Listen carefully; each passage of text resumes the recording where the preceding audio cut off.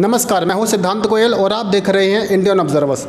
अभी हाल ही में हुए दिल्ली नगर निगम उपचुनाव में जहां आम आदमी पार्टी को 5 में से 4 सीटों पर जीत हासिल हुई, तो वहीं कांग्रेस ने 1 सीट पर जीत दर्ज की।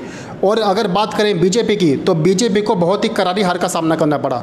और इसी मुद्दे को लेकर आज हम चर्चा करेंगे हमारे खास मेहमान आम आदमी पार्टी के ट्रेड विंग के प्रदेश सचिव संदीप भारद्वाज जी से। संदीप जी, इंडियन ऑब्जर्वर्स में आपका बहुत बहुत स्वागत है।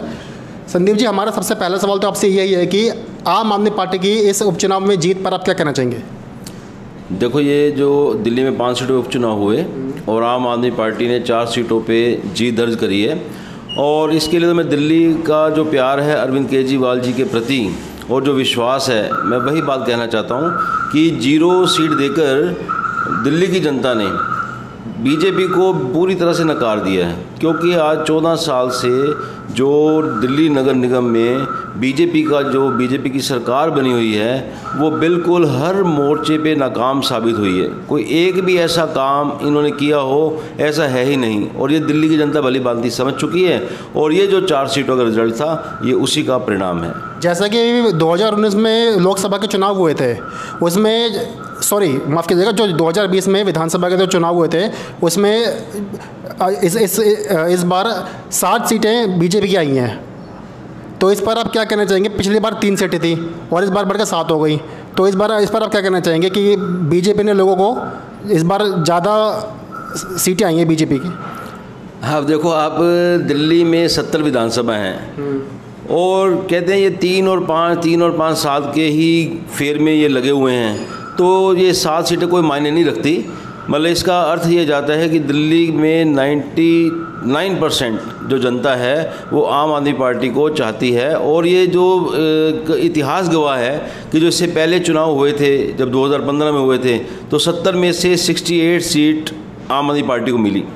और 5 साल के सुशासन के बाद अरविंद केजरीवाल को जो सीटें, ये 62 सीटें मिली, तो मैं कहता हूँ बहुमत है। और इसमें अगर हम इनकी 7 की बात करें, 3 से 7 आ गई, 7 से आ गई, ये 10 का 2 की फिगर भी नहीं छू सके, तो दिल्ली की जनता बीजेपी को बिल्कुल नहीं चाहती है। और बहुत भारी हमारी जीत थी, इसलिए मैं उनकी जो 7 है उसके बारे में नहीं कहना चाहूँगा। हमारा जो भारी बहुमत आया, मैं उसके बारे में कहना चाहूँगा। दिल्ली का जो प्यार हमें मिल रहा है और जिसको हमने आज 6 साल में भी बरकरार रखा हुआ है, ये अरविंद केजरीवाल जी की और दिल्ली की आम आदमी पार्टी की सरकार की एक महान उपलब्धि है।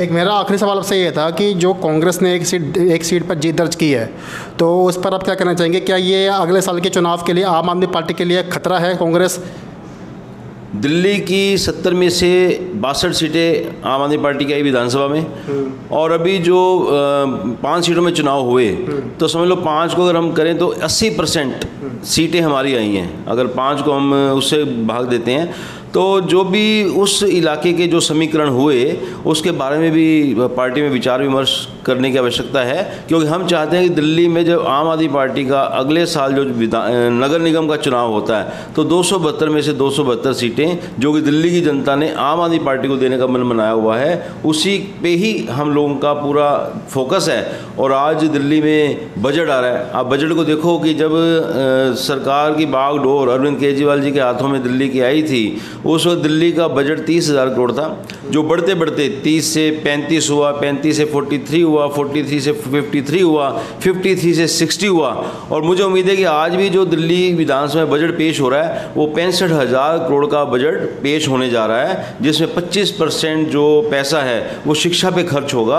और ये जो अरविंद केजरीवाल जी की सोच है कि ये दिल्ली में एक तो विकास के कार्य हैं जो बखूबी हो रहे हैं, और दूसरा एक इंफ्रास्ट्रक्चर है जो आने वाला भविष्य है, आने वाली जो जनरेशन है, जो आज सरकारी स्कूलों के माध्यम से एक नई खोप तैयार हो रही है, और जो कि आने वाला जो भविष्य है वो सुदृढ़ हो रहा है, मजबूत हो रहा है। और इन्हीं कार्यों को जो अरविंद केजरीवाल की सरकार बखूबी निभा रही है और चल रहे हैं, और उसी के बदले में जो दिल्ली की जनता का भारी प्यार और जो भरोसा आम आदमी पार्टी पे, अरविंद केजरीवाल जी पे है, और इसी जिम्मेदारी को निभाते हुए हम अगले दिल्ली के नगर निगम चुनाव में 272 से 272 सीटें हम लोग जीतेंगे।